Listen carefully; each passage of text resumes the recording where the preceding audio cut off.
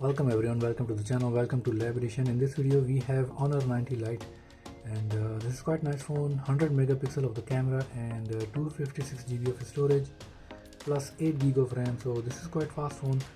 But in this video we're going to talk about how to check if the phone have dual SIM card or a single SIM card. So in order to do that, we can open the dialer. We can just dial a specific code *#06#, and then you can dial. But even without dialing, then you can get this code, you can get this information. It says IMEI number 1 and IMEI number 2.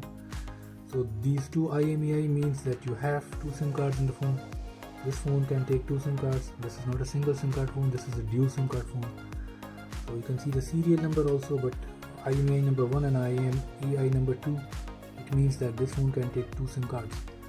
And it is quite impressive phone, very nice phone from Honor series. I have a Google Play Store, and we're gonna do some gaming test on this later.